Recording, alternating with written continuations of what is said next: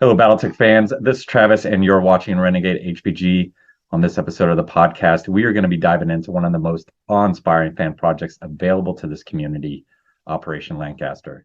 We're going to talk about the story it features, what went into creating it, publishing it, as well as the inspiration behind it.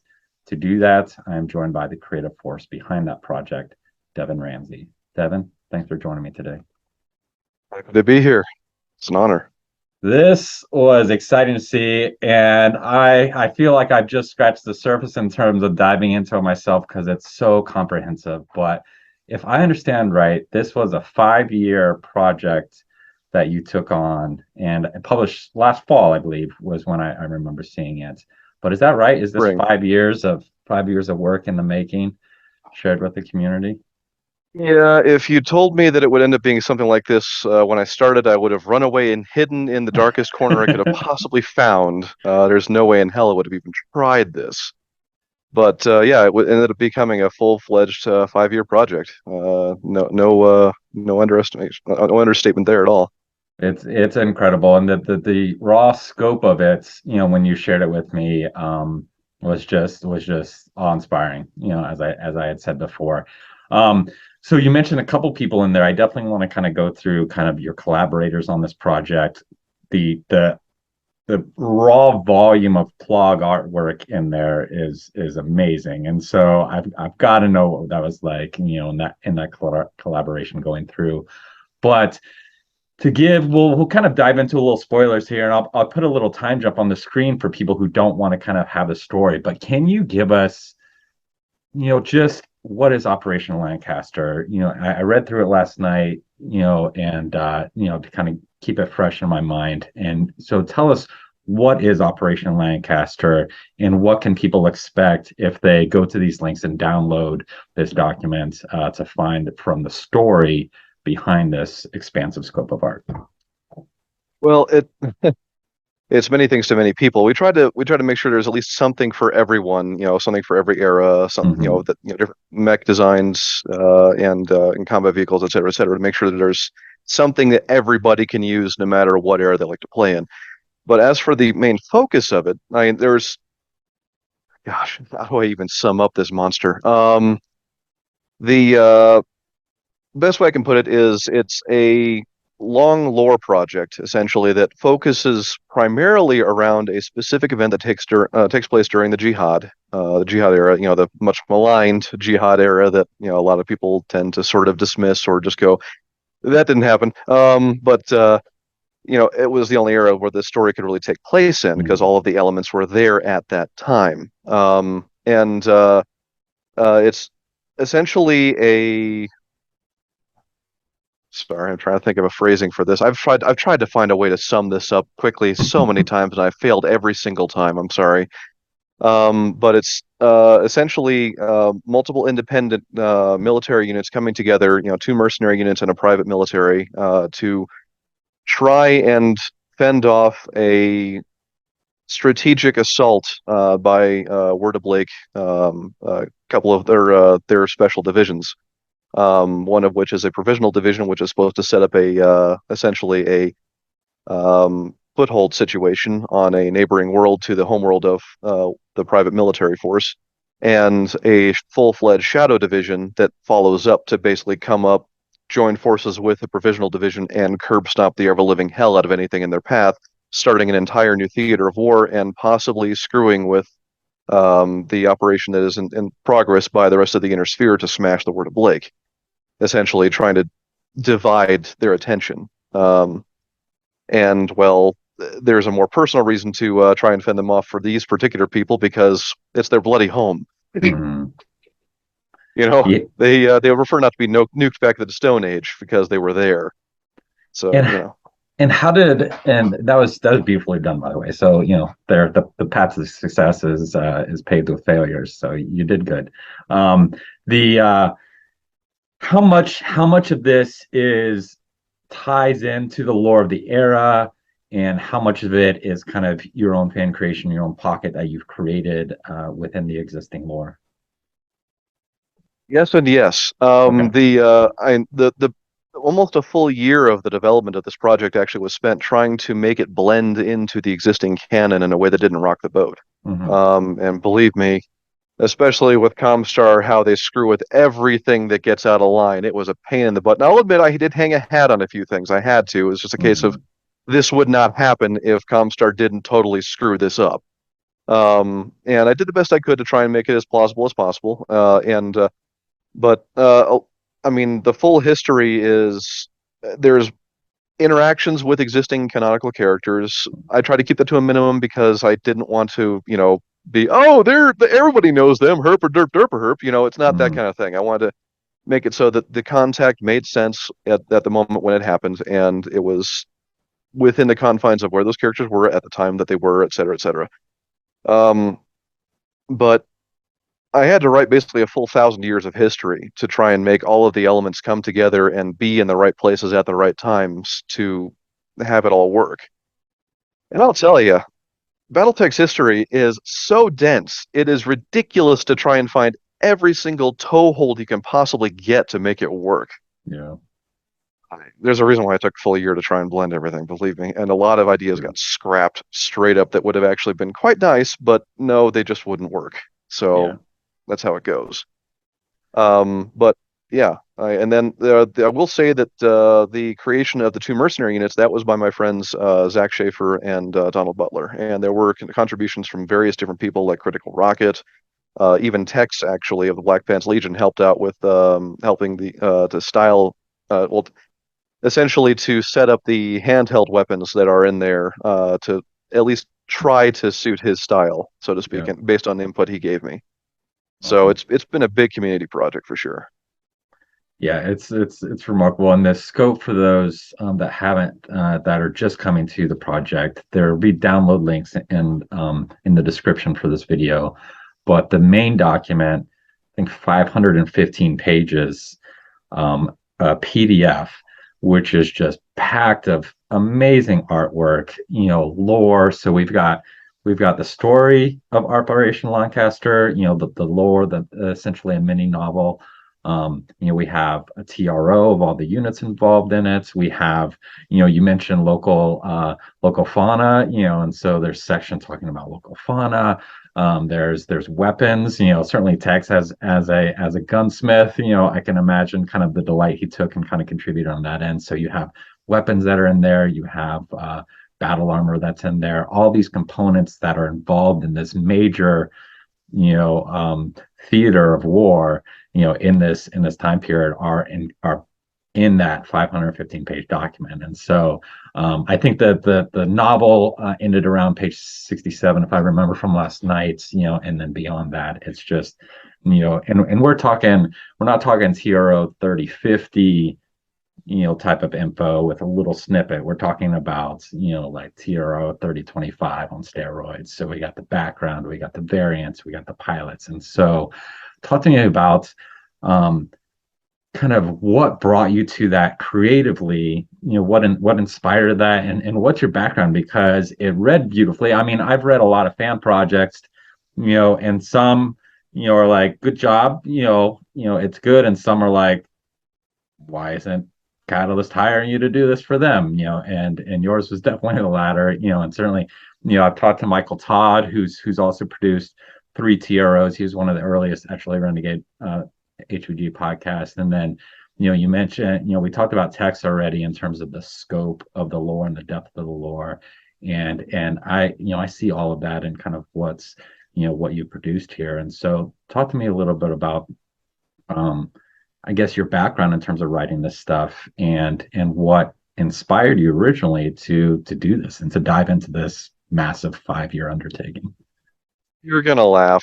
This is my Okay. first ever piece of fiction I've ever written. Yeah. Awesome. I've never done anything like this before. Hmm. And as for how it started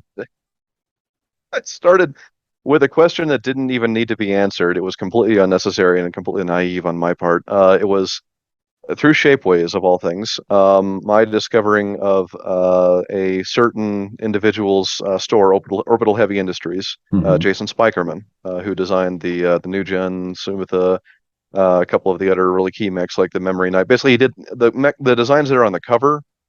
He made Okay. either on his own or and he allowed me to use them, or I commissioned him to make them. And I asked him if it was okay if I used one of his designs that he had on Shapeways under a different name. Of all the stupid things that this could start with, that was it. Hmm. It was, like I said, completely unnecessary. Basically, just can I use this as a proxy miniature? Well, it's a proxy miniature, so yeah, kinda. Um, so but that started a friendship, and it ended up becoming the first time I had a custom mech designed and things of that sort. And through him, I ended up spreading out to other Shapeways designers. You may have heard of Michael Zita with Metalcore Collectibles. Hmm. He's been on Sarna a couple times now, featured, and his miniature designs are fantastic as well. He ended up becoming a key part of the project as well. He designed a lot of the vehicles, a lot of the mechs. I worked with him on those. And it started essentially as trying to be a fan TRO. It was not meant to be anything like this. It was just going to be a relatively small, fan TRO project. And then I looked at, I think what my memory is a little fuzzy on this part of it, but I think what happened essentially is I looked at my, two very close friends, Zach Schaefer and Donald Butler, who both had their own independent, you know, created units. And Hmm. it's like, why don't we go ahead and just feature those two together, or all three together in the same thing? And then I sort of looked at it and went, I need to create a whole lot of lore to make these units actually make sense. What if there was actually an event that made everything here important and actually matter? Hmm. And that's pretty much the turning point where it became, well, gradually became what it is now. Very roundabout answer, I know, but it is it's basically how it really came together. No, it's amazing how Silly as that may sound. No, it's amazing how things start. That's why I always like to kind of ask. And, Bob Shred's first novel was Wolves on the Border. And so, there's talent there. So I encourage you to nurture it. And hopefully the official guys, if you have the time to do stuff for them, they'll take notice. But the the story itself, there's not a lot of lore around the jihad. I was actually just listened to Wolfnet's conversation with Lauren this morning because I'd connected Lauren myself, and I wanted to make sure I wasn't duplicating in their conversation when we connect. And and at the end of that, he had mentioned just kind of how little was there for the jihad, and and this is a great story. And for me, as a disclaimer, I've my own fandom really only reaches up to a little after maybe like 30, 55 or so, in terms of where I've gotten to the novels, and both as a teen and then what I've been able to reread, kind of having come back into. And so the jihad, the dark age, everything beyond that is still, very new to me. And this was, I would say the first kind of comprehensive story that I've dove into for that era. And it was incredibly engaging, and I loved kind of what went on, and the scope of going from the space theater to the orbital theater to the ground theater, and then from regions to urban combat and specific battles, and then kind of bringing that back out, was really impressive to me. And so, what what went into kind of crafting that campaign, that novel campaign? Was there any tabletop involved that inspired it? Do you guys play things out? Was it all created in your head? Because it was just remarkable how well everything tied in together. In that story. We collaborated on a lot of the ideas and the storytelling, making sure that we were all comfortable with how the units were presented, Mhm. and making sure that everything worked out. The only real tabletop testing we did and this is the reason why one of the reasons why there aren't any scenario packs. The other reason is I've never played them, and I've never actually, sure as heck, have never written one, so I did not feel comfortable trying Mhm. because I knew it would be a disaster. Let's just be honest; it's just what it's going to be. So that's one of the reasons why the tables of organization and equipment are in there, so people can sort of just take what was intended to be presented in this and make their own scenarios out of it. Mhm. Um, but it was a lot of back and forth, to try and make sure that the story felt like it presented like a real battle campaign, and just makes sense essentially. Mhm. We Zach and I especially, but Don had some huge input as well. But Zach and I especially went back and forth and made sure that things were, that they felt right. I know I'm sort of sound like a broken record here, um, but there really was no actual real campaign play. It was just figuring out where who is going to be at any given point and how everything's going to come together. Gotcha.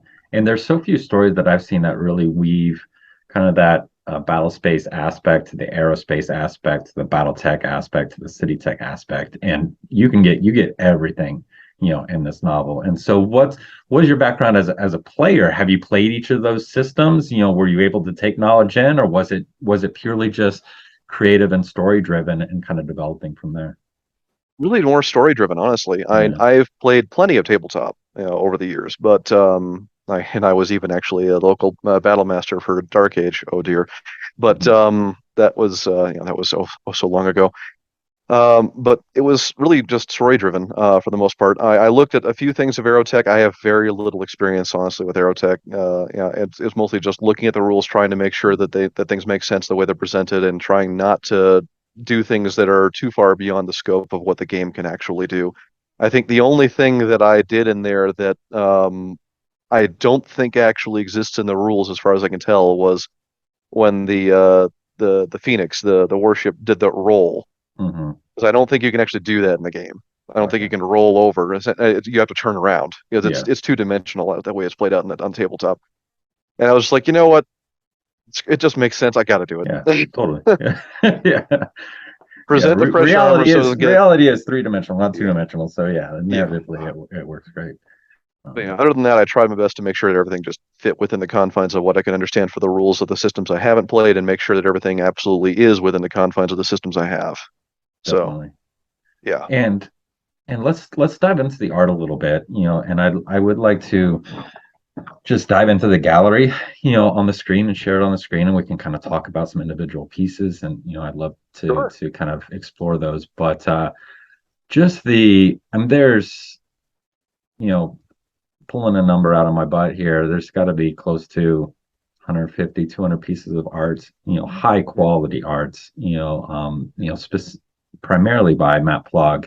And so what was that? I was kind of doing the math in my head last night of how many pieces of artwork were here. And even if it took 5 years, of how frequently these pieces of art are getting commissioned and produced. And so I'm really interested, and certainly for my work with Gallery 3025 and trying to produce new art for the community to enjoy, I'm really interested about that relationship that you developed with Matt and what it was like, the collaboration, because they're just beautiful visual images here in what Matt did. And I'm wondering how much of that you were giving through spec to Matt versus was Matt just intimately familiar with the story and kind of, fleshing it out on his own? What was that collaboration like? What was that relationship like, between the two of you in this creative process? Well, a short answer based on all the options you just provided was yes. The and it also should be said that Matt was not the only artist. Alan Blackwell, who Hmm. is Definitely. also a tremendous artist, did the cover art, and Matt Maida, who is a remarkable artist in his own right, did all of the or the unit crests, Hmm. and then several of the color images with neat sort of metallic backgrounds and such. Blog is a madman. There's just no other way of putting it. He is Hmm. completely crazy. He's awesome though. I will Yeah. say I got very lucky with the entire art crew. I could not have been happier, frankly, Yeah. with that. And all of them were absolutely wonderful to work with. And Plug is a very fast artist. It must be Hmm.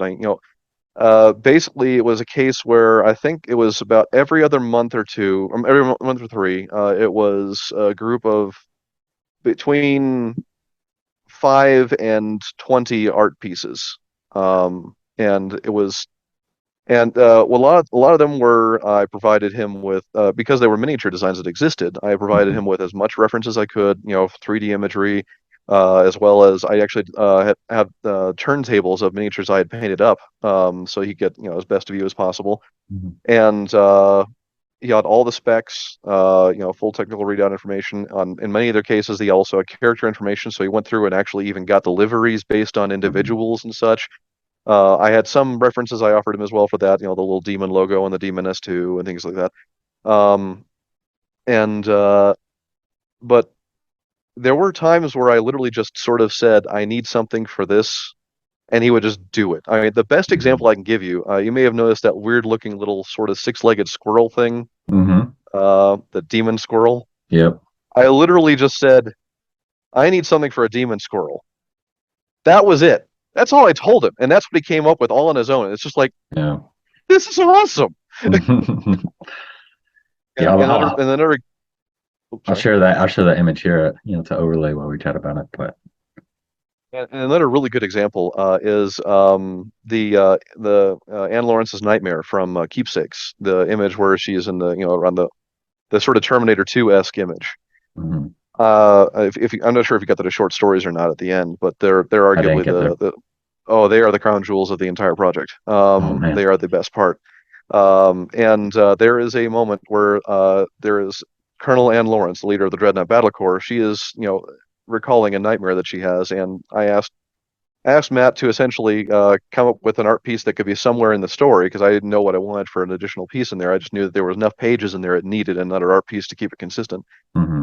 That nightmare didn't exist before he did that piece. He just did it all on his own, and I added it to the story as a result. Yeah. And it was his ode to Sarah Connor of Terminator 2. Awesome. Was basically what that moment was. Things like that happened all throughout where, I informed the artist informed me, and as a result, it ended up becoming a better project in the end. Matt is just that good. It's Yeah. fantastic. Awesome. And Alan Blackwell, he did the cover as well as the clan mechs. The clan mechs were actually pre-existing sketches he had already done, Hmm. and I was fortunate enough that he allowed me to license them from him. And I chose them specifically because they were sort of an ode to the old 3050, original 3050 TRO, where he had the two-dimensional clan mech designs. So it Yeah. was Yeah. the head-on vanilla pose, Mhm. so that they stood out a little bit from everything else. Yeah. And then Paralis, I discovered her through, of all things, actually a Wings of Fire video that she did, the animated one that had that same soundtrack. And I just knew immediately that since I wanted a color dragon piece somewhere in there, and I just knew immediately as soon as I looked at her DeviantArt page, I'm like, yeah, this is the person. Hmm. And she knocked it out of the park. I mean, it's right up there with Alan Blackwell's cover piece. And I honestly hope, she's not really a professional artist yet, and I'm hoping like heck that she becomes one. I Yeah. really hope more people commission her for cover artwork. So Definitely. again, just magnificent art team. Yeah. Well, if we can steer commissions toward the artist, we definitely love to do that here. Yes, please. You had mentioned kind of tie-ins to other things, with Alan's TRO 3050 inspired stuff. It also caught a reference to the BattleTech cartoon. As I was kind of going through the technical readouts with I can't recall the name of the variant that was confused for the Centurion, and so it's fun, Tyrant, those little Easter eggs. Yep, the Tyrant. the Tyrant. Yeah. Um, and the Centurion was my favorite mech as a teen. So my eyes kind of quickly caught to that unit in your technical readout. But yeah, it's fun to Good looking see. mech. It's fun to see all the little references and Easter eggs that people could find in this, and so enjoyable. But I haven't gotten to the short stories at the end. I mean, I had skimmed. I think I got to skim through page 260 or something last night before I just passed out cold. And so there's just it's exciting that there's even Sure. more to kind of go through. And I mean, I haven't even touched reading each of the TRO entries yet. So other than Tyrants, I had to jump to that because it looks so cool. Um, Don't but blame. let's dive. I want to pull up some of these pieces of art. We can kind of go through and kind of, I'll stop at some that just really stand out to me, and you can stop me at some, or just say, go back, Sure. Travis, go back to that one. And I just want to, I want you to kind of fill in the story behind each of these, and people kind of enjoy it because, as you said, they're so rich visually in terms of what Plog has created for us here. I do look forward to hearing you. I'm hoping that you do get a chance to read those short stories because I actually would like to hear your feedback on them because they really do actually bring everything to the fore and actually present the characters not just in a historical context but actually at a very personal level. Most And definitely.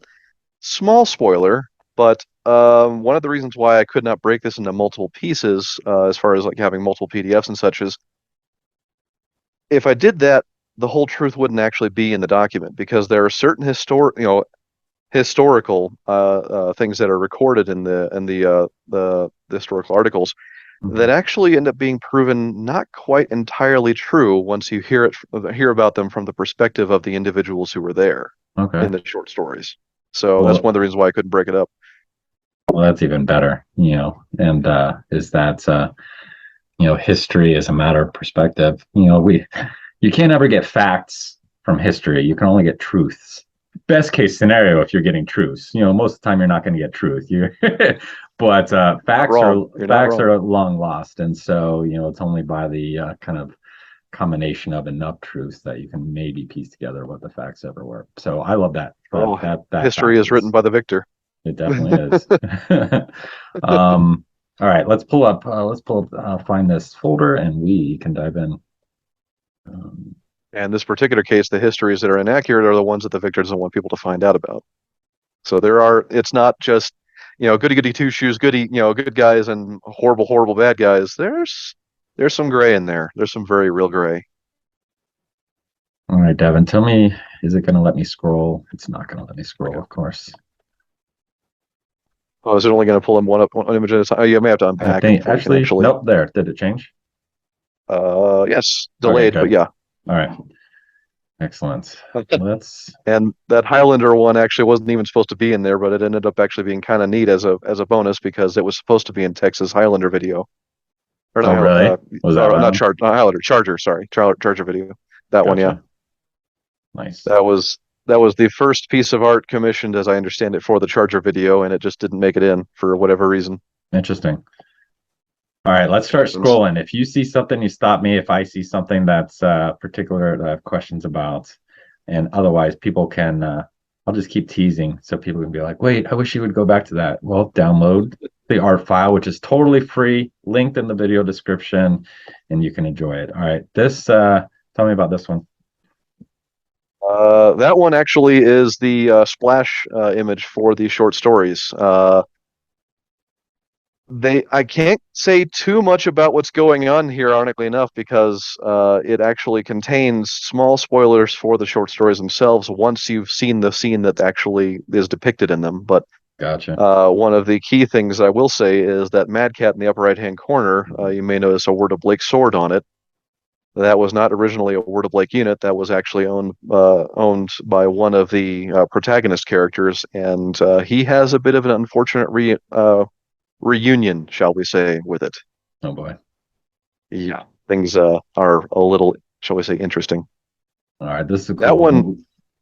That one's the inside of a Colossus class dropship, according to Matt Blog. That was I had originally imagined sort of multiple flight decks, just standard configuration decks, but he actually is the one who came up with this really interesting idea for how the individual vehicles would be carried inside of it, which is these individual bays. That way they could be worked on, which is correct to the lore because there are vehicle bays where the vehicles would actually be worked on.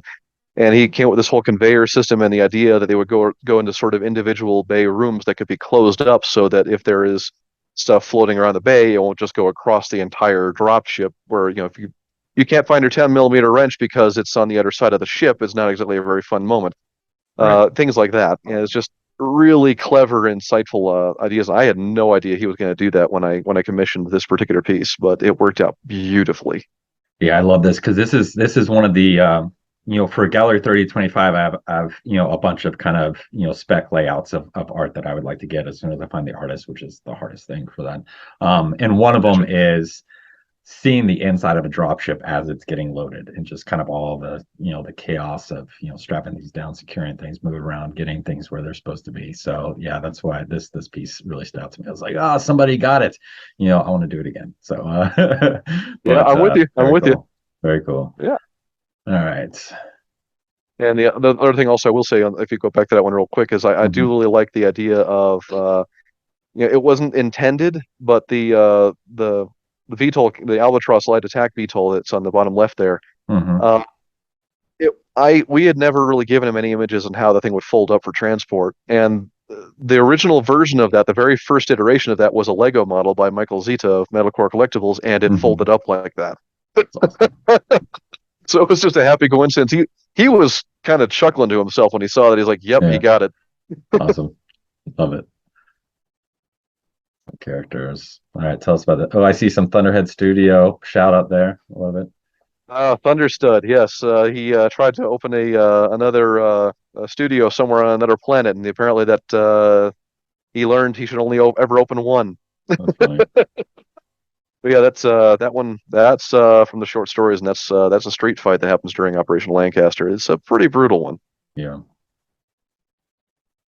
I'll admit the Thunderhead Studio thing. I asked him to put it in there, but Thunderhead wanted to make sure it was just primarily the logo. He didn't want to take up too much space on. So that was the nice sort of Awesome. compromise we ended up with. All right, tell me this beautiful scene. I love things that aren't just mech shooting at each other. If people haven't figured out from listening to all the podcasts, things that set the scene. I love the cityscape. I've in my head, and I've. This is one thing I want to, ask Lauren when we connect for podcast, and certainly any other bigger guys. It's just, I want to see more of kind of what the planets look like, what the cities look like. We tend to get, novels and stories set around the kind of more rundown, like the outskirts, but we really don't see like how advanced are the planets that are fairly well protected from war. And I love the scene in terms of seeing the spaceport in the distance. But Aquila 3. I love that. I love the cityscape. The original intent was actually not to even have the Albatross at light attack VTOL there, but I figure this is a militarized society. There are it's you have compulsory military service on this planet, et cetera, et cetera. And I figure it'd probably be woven straight on into the actual day-to-day business of living on that planet. And you can see it as you point out the spaceport in the background. It even has naval lasers for defense on there and all sorts of details. And this is one that Plog. I tipped Plog quite a bit, and he commented that he should have charged more than the standard amount for this, and there's a reason why I tip him, because yeah, he he'll stick with his original commission price, even though he goes completely bonkers mm, insane with things like this, where it's just so much detail. yeah, The only thing I'm a little sad with this is I never got around to actually including the additional VTOL craft on the left hand side. I always thought that it might be kind of fun to create little specs for those, but I never got around to it. right. Yeah. It's absolutely. I mean, you could stare at this for 10 minutes and be seeing everything every time you move your eyes. Yeah, and for the viewers who aren't watching this on a big screen, these are much higher resolution than what we're seeing here right now. Definitely. Yeah, download those documents, and you can go through, each of these images. Got a little bit more city, got some battle armor. So this looks like a scene from the novel. From the Operation Lancaster historical article, yeah, Right. it's people were wondering, how why the Draconis Combine's involved. Well, those aren't exactly owned by the Draconis Combine, though they probably still are on paper. The Blackwood Templars have some interesting ways of getting their equipment, shall we say. And in this case, it paid off later because they were able to use them during this particular event. You can sort of see how close things came to disaster on the right-hand side over here with that exposed button on some very scary looking little cylinders there. Mm-hmm. There's a reason why they're very scary looking, as I'm sure you're very familiar with at this point. They were sort of the MacGuffin of the event, but it worked out. That this is one of the more interesting scenes by Plog for sure, with just the sheer amount of detail and the setting the scene. I love it. Definitely. I like this Uh, day. I like the day in the life. The mech's just the background. It reminds me of Laubenstein's Archer, which is one of my favorites. My favorite yeah. pieces of all repairing. But you know, That was the Ronin Free Company is basically setting up their the defenses for when crap hit the fan later. yep. That right there. Oh my gosh, Waycross 2. That was a bit of a sad story. That actually is events leading to this particular view are actually featured in one of the short stories. The shortest of the short stories, but it's one that a lot of people seem to like when they read them. So it's but this was what's left after the Word of Blake attack specific planet. So you get some idea. Most people already know the stakes that are set when you're going up against the Word of Blake, but I wanted to make Hmm. sure that they were reiterated quite vividly when essentially an entire civilization is lost. Yeah. So Some warships. A lot of great warship action in the story. yeah, that shot right there. Oh man, I love that one. Hmm. Yeah, I gave him a description for it, and I was not expecting it to be quite as visceral of a shot, but man, he made it pulled off for It's sure. awesome. And This is one I that is really what enjoy. that's what happens when you tell the the Blackwood Templars to make a low drop. They take it just a little bit literally. And I love, and no, I did not tell Plog to put that message in the upper left-hand corner. That's all him. He does that kind of stuff Yeah, everywhere, and I love it. It's awesome. fantastic. Yeah, very cool. Yeah. Got some Ah, retrofitted vehicles here. well, you got a Hetzer, and you got something that was made out of sheer desperation. You got some local militia vehicles that were basically just they were heavy LRM carriers, but they were sold. This is a rundown militia on a backwater planet, essentially, that couldn't afford to maintain anything at all after their economy went bust. This is, Ashkum 4. And basically, there was a local SRM manufacturing depot, and they needed additional support vehicles, so they just basically raided the SRM manufacturing facility, grabbed all the SRM 6s that they could, stuffed them into it, and prayed they worked. Perfect. But an SRM 78 is not exactly something you want to run into no matter what you're in the city. Negative. Great character art. Mm. The elite troopers. I love the design. I did sort of give Matt Plug a bit of a Titanfall 2 reference for the helmet style, and he rolled with it, as you can see, for Awesome. sure. Very cool. And the rifle is actually based on a prop I made a long, long time ago. Yeah, just such emotion in these That's the scene great I was telling you about. shots. That one with the flames in the background. This one. That one. That's the one that Plug did all on his own, without any prompting from me, and ended up resulting in an additional scene. So that's the kind of stuff he'll just do. And Dragon. That's something you'll also spot a little bit is maybe in FedCom territory, but there actually are dragons on this planet, and Hmm. they're not full blown like talking creatures or anything like that, but they're fairly intelligent, and they work sort of like military dogs as a result, and form a camaraderie with humans. Awesome. And well, the lead character, the commander of the Dreadnought Battle Corps has a certain companion dragon, which will show up a couple times throughout. Very You may have cool. seen it in the mech bay a second ago. I love this shot. I'm Yes, if you give me a thumbs up, I'll make a trading card game card out of this one. That'd be an go awesome for it. card. Absolutely go for it, man. No problem at all. That's from the short story Nightmares. Mm-hmm. Such a And great that shot. actually also I will say that was one of the things that was really neat. I got to work with a few people, a few ex-military and some non-military who deal with very real PTSD, and I did the best. And PTSD is something that takes a bit of center stage. It's not like a complete runaway of the story, but it is a very key plot point of this. And I Hmm. did everything I could to try and make sure that it is presented fairly and appropriately, and not trying to make it some caricature of that you often see in so many novels that actually that deal with it. And it's an underrepresented thing anyway in general. Definitely. So, and I can only imagine these people going to war and coming back, not having issues is like, Yeah. yes, surprise, Surratt. Yeah. I love the classic battle armor, the elemental battle armor. It's definitely my favorite. Yeah. I got lucky with some of the timing of these that actually, had I commissioned them any sooner, they would not have been the redesigned, updated versions of them. That one I commissioned while the clan invasion Kickstarter. I don't think it was even, that might have just been done. So I got to have the updated elemental in there. Nice. Yeah, I like the classic one myself. I think the updated one's a that's little bit too rounded. that's fair. I can definitely see it both ways. The main thing I like about it is that it looks like it has a little more mobility around the waist. Yeah. The Tyrant. That one definitely has had a bit of a rough time, but it's getting patched up. Love it. Love these mech repair shots. Yeah. And I there's see a there's our dragon. first introduction. Yep, that was our first introduction to the dragon in question that I was mentioning. Awesome. Yeah. And the one thing I will say about Plog's art, he Yeah. is very underrepresented for his creature art. You don't see that really a lot, and he's really good at it. Yeah. Yeah. The creatures in here are amazing. Yeah.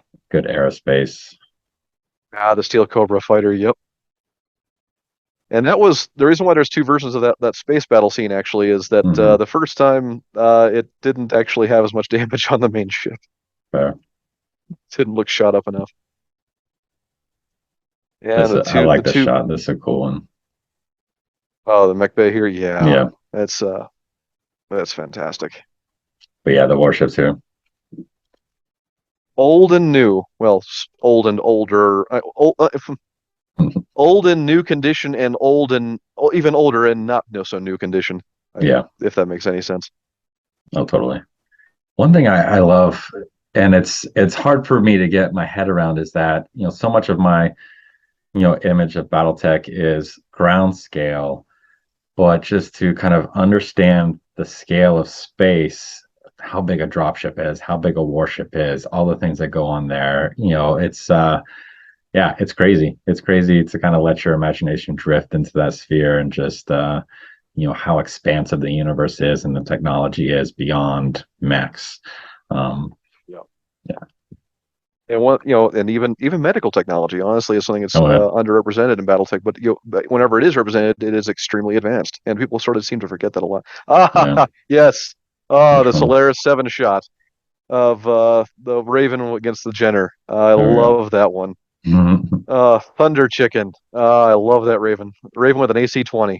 Yeah. You just can't go wrong. Too funny. We got the Cyclops here, back view. There's is that Cyclops? Yeah, it's in the TRO, isn't it? It's Yep, in the that's War Crime. That's the quad LB-10X autocannon. Yes, it is a reference to the Mech Warrior Online meta thing, but yeah. it's fun in tabletop too. And Love this it. is sort of a demonstration of the realities of war. Hmm. This is something I did not shy away from. And whenever I could, without being too maudlin or having too much to turn people's interest away, I tried to include things like this. Yeah, I have the framework of a comic in mind. I don't think it'd be big enough for a graphic novel, but a comic story that I'd like to make my own little fan project. And a big thing about that is showing the cost of war and its personal impact on people. But Yeah. yeah, so this is a great image. It's difficult to balance entertainment and that reality. And Mhm. if you're able to strike that balance, more power to you. Absolutely. Well, I think it's just you stay away from spectacle, and if you look at entertainment as telling a story, a human story, and you're honest with that story, I think that's the path to take.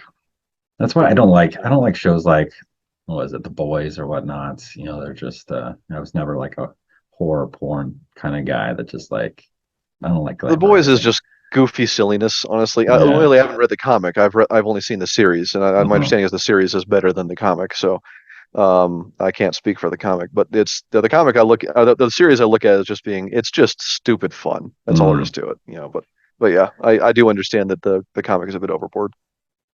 And here we have a reference to Critical Rocket. His he wrote a few character profiles and also was a consultant for this, and that's his character's Wolverine there, not having a very good day. Um, but that's why it's got his logo on it, and that Awesome. shows up twice in there. It's basically the Dreadnought Battle Corps' first real hero. Not Gotcha. that she survives to hear about it, but Well, yeah, that's the last of that gallery of the story. We were talking about the fauna, so let's pull up the fauna. Let's see some of Locke's work there. he's. Yeah, I still love that local. As soon as I saw him do one creature on his DeviantArt page, I'm like, I need to commission this guy for these things. And it's funny because the local fauna actually started out because I needed a justification for why a Federated Suns territory unit would actually have a dragon as their emblem. Hmm. Because let's be honest here, that's the enemy as far as Yeah, most Fed Suns right. are concerned. So I struck upon the idea that here's why, Yeah. right here, the Aquilan dragons, and a lot of development and a lot of work went into trying to make sure that these all have at least a reasonable evolutionary path to coincide with one another on the same planet. And I loved writing for these guys. It was probably some of the most free feeling writing that I was able to do. It was just Yeah, raw creativity. that's awesome. But yeah, What do we have here? That's blog going. I'm a bird, mother effer. I'm a bird. But yeah, that was his comment when he was working on it. Apparently, it did not draw too much respect from people around him while he was working on it. But the it's that is the apex predator of the Akala 3. That is a rock essentially. A gigantic bird. Carbon fiber, naturally occurring carbon fiber skeleton, all sorts of stuff like that. This thing will tear apart a light mech. But that is the one of the biggest reasons why one of the two biggest reasons why all of the cities on Akala 3 are extremely well defended with military grade turrets everywhere. They these ones luckily enough stay mostly away from the civilization of humanity, but when there's an encounter with VTOL craft, for example, it's pretty much a rock Akarock everything VTOL 0. Yeah. And there's a lot of little notes and things like that. Ah, the cheetah on steroids, the Chizura. It would be an apex predator on Earth. This thing is prey on Akala 3. It is basically an armored even faster than normal cheetah with twin tails because of the fact that it has to be able to at least have one at any given point, and the predators around there are enough to nip them off. And it's I love this one. It's a little goofy, I'll admit, but in a very, very good way. And I love the blend of having the scaled armor on the back of a mammal. It's just a wonderful design. Yeah, all this time I was recently saw a documentary, and the cheetah was like my favorite animal when I was a kid, and it's just one of those things that you never realize the obvious. But in the documentary, they were talking about how important the tail was for balance when the cheetah is running, and I was like, oh, of course. Why didn't I realize this very cool fact? And then they showed the cheetah running in slow motion and kind of how it was shifting weight and balancing and managing the turns and how it used this tail in that process. So yeah, I love that. Backup tail as needed. Yup, Very cool. absolutely. And has sort of like a sense of sonar is one reason. Ah, there we go. The demon squirrel. There it is. How big is the There's demon no squirrel? yes. The it's big enough, shall we say? I would say it's probably half again to twice the size of a normal squirrel is my idea behind this thing. It's a lovable little critter. It has it's got the whole sort of satanic looking mustache and horns made all out of fur, and it has like a sort of forked tail and everything. The level of detail he just went completely into this, all in, and I just love the creativity.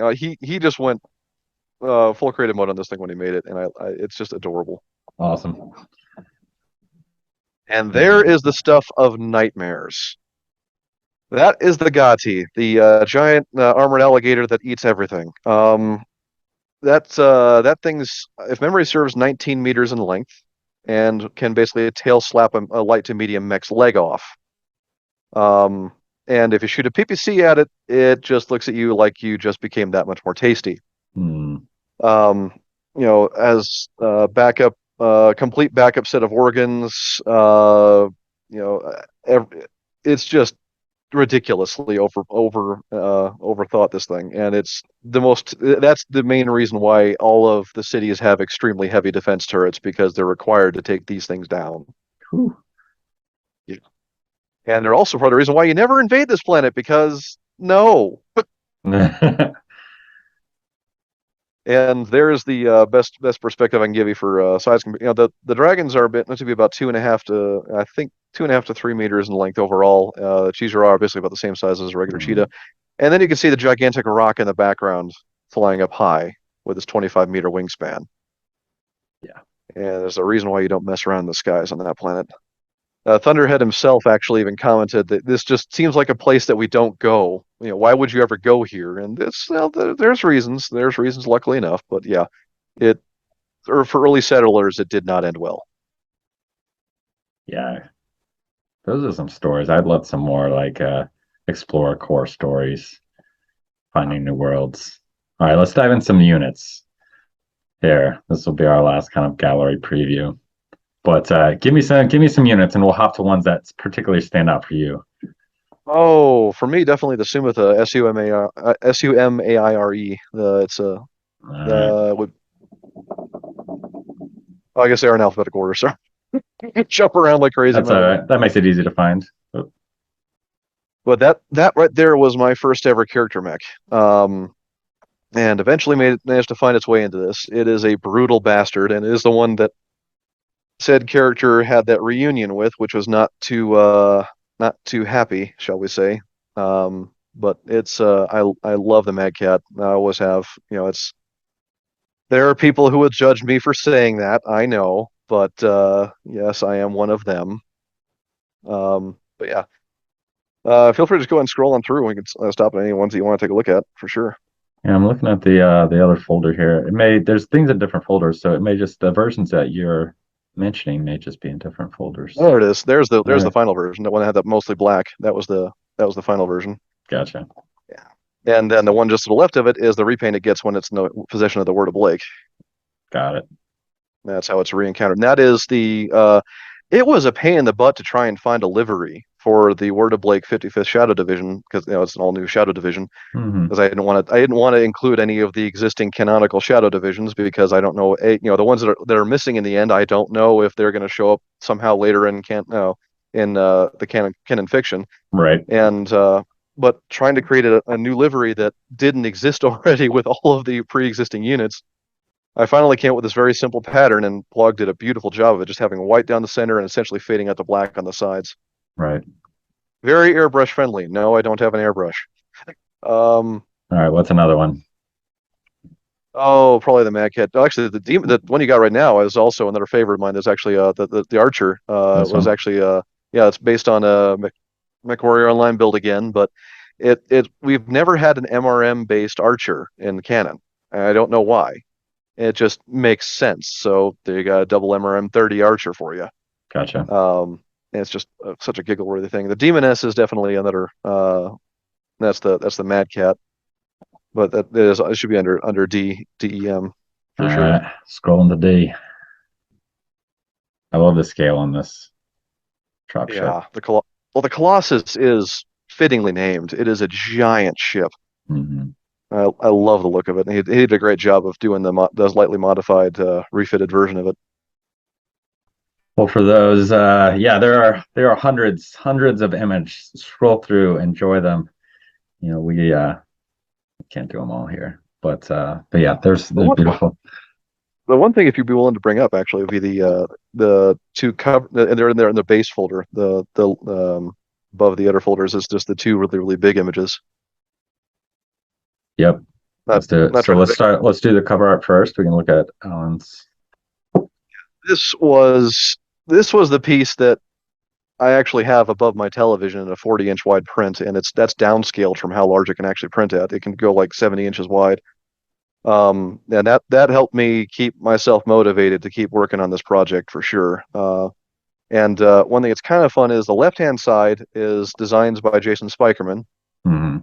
for Orbital Heavy Industries. You've got the Atlas in the middle, obviously, and then you have designs by Michael Zita of Metalcore Collectibles on the right-hand side, who were the two biggest contributors of designs for this entire project. And there's your Tyrant right there as well. Very Right cool. by the Atlas. Yeah. Just love how this all it shows sort of a bit of the idea of the scale of how there's every single unit type is involved in this project. Definitely.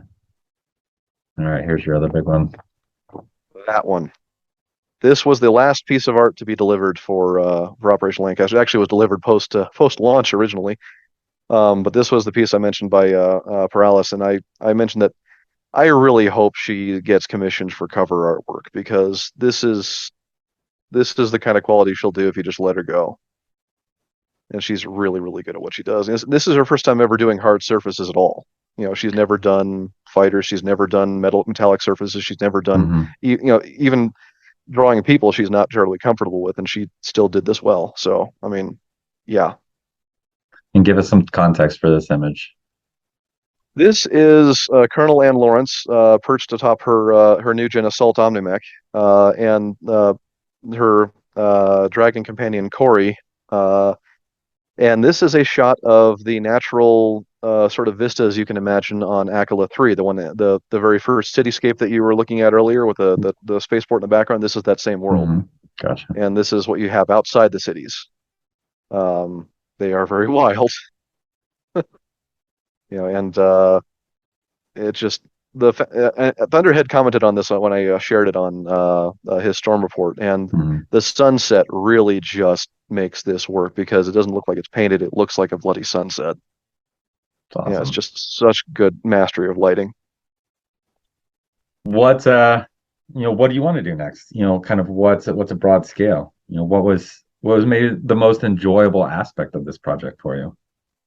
I'll say the writing. I really didn't realize when I started this. I didn't realize just how much I was going to fall in love with the writing. Yeah. And I'm working now on trying to put together the bits and pieces for a fantasy setting, um, for all original story. And Hmm.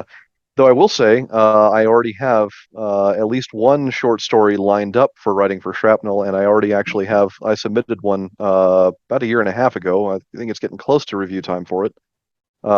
Based back during the American Civil War, uh, and in a certain event that I think doesn't get enough attention as being just a footnote essentially in a book, but it does have a piece of art for it, which is kind of neat. So, Awesome. not my art, but canonical art. Yeah, So, yeah. yeah. That was my suggestion. I was going to say dive into some shrapnel. That'll be the perfect thing to get the foothold in. But yeah, it's The slow response time has been a little bit discouraging, but I'm not going mm, to blame that on anyone. That's life. That happens. That's how yeah, it goes. And the one thing I will say that I was grateful somebody did tell me is when I received the email, that they reviewed it, I'm going to stop, get a drink, calm my nerves, come back, and expect to get my butt ripped open on the thing because I know that it's gonna, they don't care about my feelings. yeah, They want to publish a good story. So right, any people looking to become writers, have that in mind whenever you get that email. definitely. Well, I'll look forward to that. In the meantime, there's lot of content to kind of read, through this project. But yes. So for those out there, we definitely want to be steering some attention to the artists, giving them as much work as possible. I know in my own work with artists, and actually this is an idea I have for a future episode of trying to get like a compilation podcast with a bunch of different artists talking about what how they want commissioners to communicate their vision to them and to make it as easy as possible for them to put it onto paper. And certainly that's a skill I've been developing myself, as we go. For you, having commissioned so many pieces of art at this point, what are the things that you've learned along the way to kind of help facilitate that process of communicating with the artist and making sure that they have a good understanding of what your vision is for the piece, so that they can kind of go and not only give you what you want, but also have the flexibility to surprise you, with their own skill and their own imagination. Well, one thing is to try and leave things a little bit open-ended as far as, mentioning if you have an idea that might work better, please feel free to include that in the initial sketch. Hmm. Um, for me, it was, and I learned this the hard way early on. I did not include enough information when I started doing my early stuff. Hmm. Um, so I do hope that people are able to learn this vicariously through me. Is more information the better. For example, when we were doing the art pieces for the Operation Lancaster itself, the actual event article, Hmm. I gave him the whole thing straight up. And I then would lay out essentially an outline of which scenes I would like to have depicted and how and giving him details and references and possibly some angles of how you might want to have say the ships laid out or uh, poses that I might want to have characters in, things of that sort. Um, More information, the better. But again, but make sure the artist doesn't feel too confined. Make sure that that they are aware if they have a better idea, Yeah. give it a shot. The worst case scenario, they have to change the sketch again. And the one thing also is don't be afraid to speak up. If you see something that you'd like to have changed, I Hmm. was very timid early on. Obviously, don't be overbearing, don't be rude, don't be crass, don't do anything like that at all. Be very Yeah. respectful because the friendlier you are with your artists, the better they're going to work for you for sure. They're treat them like they deserve to be treated. Good artists. And I have a couple pieces in there that I still to this day wish I had tweaked a certain way or this, that, and the other that I just didn't because I was afraid to when I originally commissioned them. Hmm. Um, as I didn't want to seem like I was being, this isn't good enough, rah rah rah. But it's one of those things where it's, sort of suggests, would you be willing to make this such and such tweak if you feel like it's a huge thing? Have it be a conversation, not just a straight up direction. Right. I don't Okay. don't be just an overlord.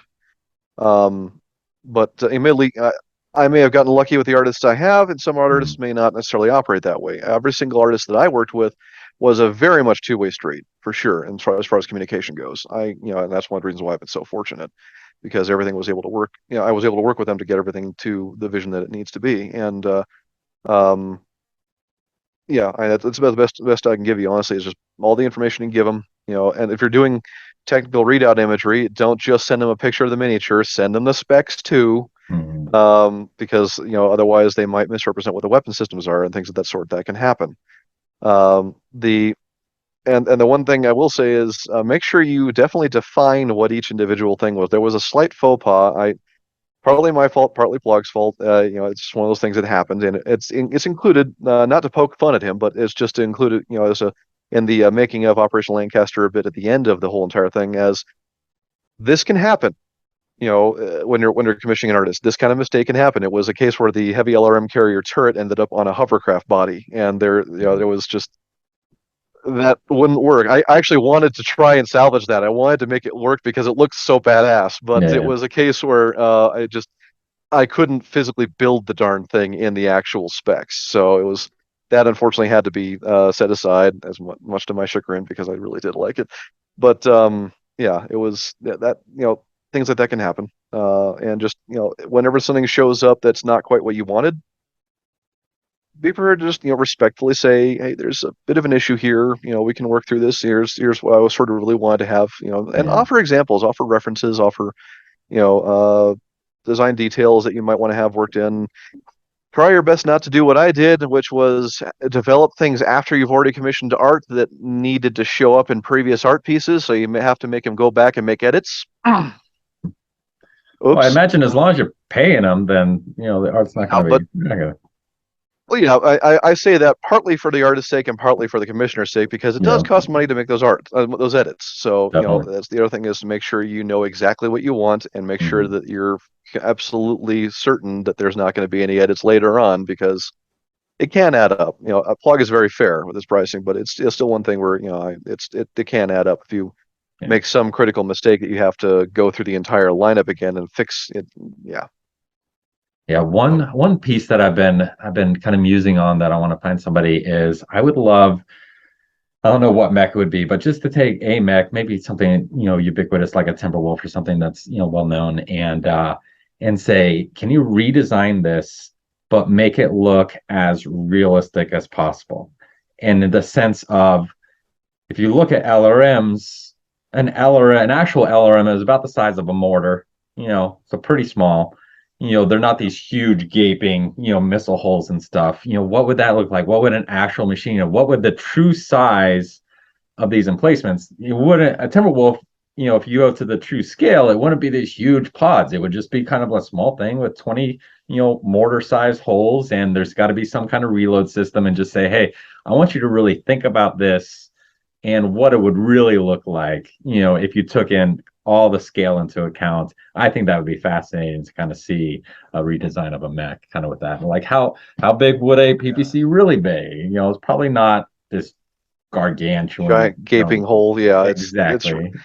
that's Um, actually one of the things that Jason Spikerman over Orbital Heavy Industries, actually, he and I had a conversation about. That's the reason why yeah. you'll see some slight inconsistencies with weapon system sizes relative to the mechs, because they are different designers. Hmm. The most hilarious example I can give you, actually, of what happened when Plog did the new gen assault mech, the one that's in the center of the cover, of the not the expanded cover art, but the left hand side, Yeah. uh, is Alan Blackwell's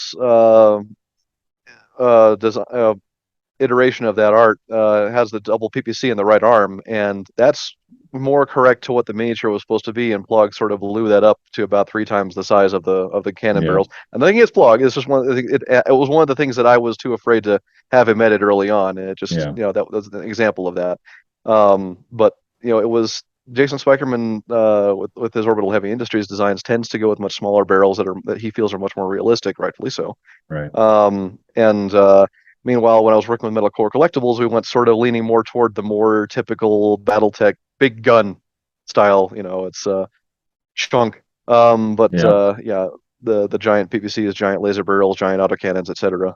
So there's a little bit of inconsistency that some people might spot in there. They probably will now that I've said something. But yeah.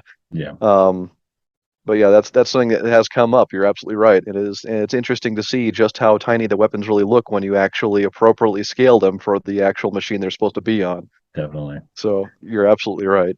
Yeah, I was, because people, the LRN thing and the SRN thing have always been a, big thing for me, because, yeah, people will be like, how do you fit, 100 reloads into that? And then like it inspired kind Very of do carefully. the math and you're like, all right, well, you have a ton and, if you divide it by this much, it equals this much weight. And what's a munition that weighs about that much? Oh, a mortar does. All right. So alarms is approximately the size of a mortar, So so that why is was the a, why is the missile launcher tube 3 feet in diameter? Yeah, exactly. exactly. Exactly. Exactly. One of the Yeah. we're talking, I think it was a PPC from the latest Higher Steel episode 2. The PPC on the tank. I thought that was a great visual representation of it. I don't know if you got a chance to catch that one yet, but Oh, that I've was a seen it. great I've shot seen it. and kind of the electrical dispersion, when it made contact, very cool. Yeah. But yeah, so the more, the visual side of BattleTech definitely excites me. I love Dan Bruin's stuff. I mean, his amazing storyteller as well, and so that's certainly what um, turned me on to your project and just the amazing visuals that you shared with the art thing, and then to be able to go into the story and to kind of dive in. It was very fun, and I appreciate the time and the effort that all of you guys put in. It's truly amazing. And we've only talked kind of more about that main document, the PDF, with the story and then all the technical readouts. But tell us a little bit. There's a whole folder of Alpha Strike cards in there.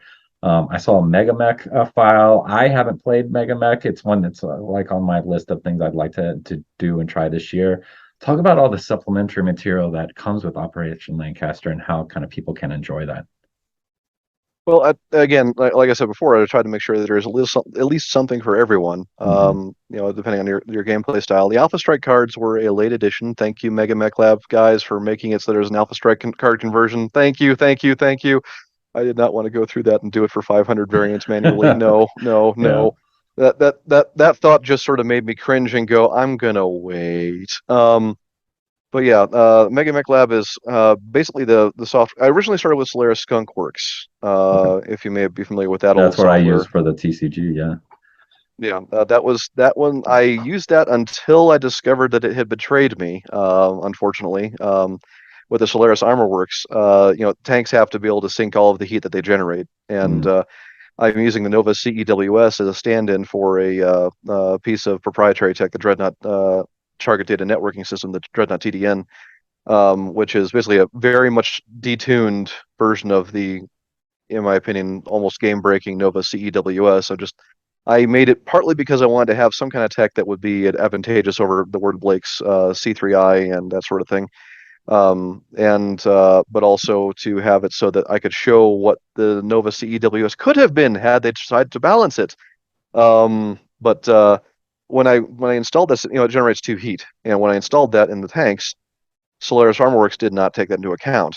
mm. So all of those designs were finalized, and I discovered late that that was a problem. So I ended up having to redo a lot of the variants for the Dreadnought Battlecore when I recreated them into MegaMekLab. And I, of course, naturally discovered that MegaMekLab can do all sorts of different things, warships all the way down to infantry units.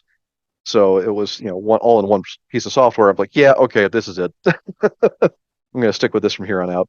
Um, so that was started there. Then I was able to create the record sheets from that. I did discover just the other day that there is an issue with some of the record sheet imagery. The record sheets have little sort of images in the center of the page of the mechs. Mhm. I did discover there are a couple of them that are missing that. Oops, I'm going to fix that. But I was able to use MegaMekLab to create the custom record sheet book, essentially a PDF for that, so everybody can use that for their tabletop war games as they so choose.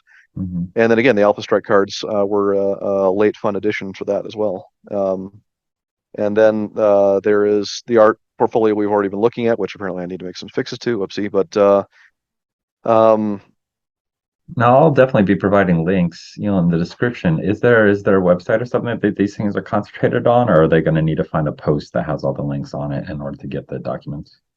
well, the two things that I have available for that, one is the YouTube link, which I will update whenever there's a new release or updated full links or anything like that. I will update that the description in there to have all the correct links in there Right. every time.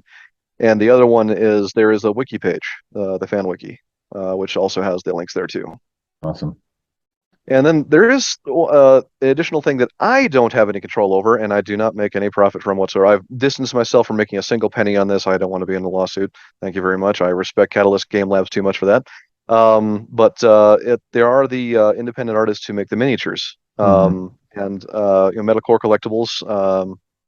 Side note, he would love to be on your show at some point. And I think he's a really, really good guy, and Awesome. I think you should give him a shot if you have the time. Um, but Time is yeah, always the limiting factor. It's never the yeah, interest. There's so many people I want to talk to. It's more yeah. scheduling it these days, especially with a baby on the way in another 2 months, number two for us. Congratulations. So there might be a lull in podcasting, not that there hasn't already That's been, but I'm going to try to cram some podcasts in this next 2 months and enjoy it when that's I life. can. Yeah. That's life. I did notice on the note of the miniatures though, actually, in addition to Metalcore Collectibles, there is Orbital Heavy Industries, which I mentioned before, Jason Spikerman. I noticed that I think it was Arclight Miniatures who asked you to bring up when are those going to become the mechs that were made by Jason Spikerman going to become available. Yep. Yep. The answer is Tuesday. He Awesome. actually is launching a Kickstarter on the 21st of February this year, um, and it's very affordable, I would say. If we can get just 200 people to do the $15 thing, basically every single one of the stretch goals will be unlocked. It starts with the Ravage and Ravage 2. You got the new gen, you got the Sumatha, you've got a lot of people's favorite, the Memory Knight, the one with the big sword, and then the rotary autocannon version of that, the Gun Knight, and then another version he's going to do on his own as well. There are additional tiers above that, but that's the one I would really like to people to know about because it's all STLs. It's not going to be physical prints, so you can print them yourself. Awesome. He's actually releasing the digital files. There is it just STLs? Is there an option to get physical prints as well? As someone who Uh, doesn't 3D print and has no interest in learning. I can relate because I don't have a 3D printer myself. Contact Thunderhead. Yeah. But Uh, it's one of the things also that will be up there are commercial licenses to print is one of the tiers that okay. are on there. So you may see people actually getting that, so you can purchase them from those Excellent. people. And in addition to that, and I'm going on a bit of a ramble here, and I do apologize for that, but there actually is one last tier that will be a couple of people, if they so choose, will have the opportunity to have him craft an all new mech design from scratch. Excellent. So Yeah, I know the Cameron that does the Redline TCG. When he does his Kickstarters, he has a similar opportunity for people to kind of back at a certain level and make their own mech designs. So very cool. That's definitely a nice little incentive there. And I'll add a link here so people can find that rock on. link here as they're watching. But that's excellent, Devin. As I said, I haven't made it through all 515 pages. Is there anything that I missed that you want to that I haven't covered yet, that maybe I haven't even seen yet, that you wanted to chat about? Um, Oh, before we wrap up, I got some short stories I'm gonna read in the next week for sure. If they're better than the background story, the operation itself, I'm excited. they But yeah, are. They very cool. legitimately are. And I'm not saying that to gloat. It just I really do feel that good about them. Honestly, as far as additional things to check out, beyond that, honestly, the one thing I will say is that there is a full blown character profile index because there are so many individual characters that actually have full personality write ups on them and everything like that. The one funny thing about that is the reason why they're incorporated into the mech TROs is because I didn't want to go through and I just realized I couldn't afford to have individual art made for each individual Mm, character, so I couldn't separate them out. It may seem a little odd the way that's organized, but it's like, yeah, it would feel strange just having stuff with pictures, stuff with pictures, stuff with pictures, and just raw text, yeah. for a couple hundred pages of character profiles. It just no. So that's one thing. There's a lot of little tidbits of information that actually help connect the dots of a lot of things that happen in the historical articles you have read, that are in those.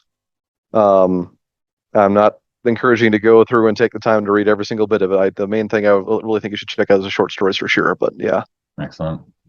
Well, I'll do that. any, And any other questions you've got for sure? I would love to. If you we'll gotta let me go, that's fine. But if you have more questions, I'm happy to answer. we'll definitely do a live premiere of this, and so we'll have a live chat, and so people can kind of be dropping their questions in that live chat as we go. And so we can kind of cover anything that I missed. But yeah, I've this has been fun.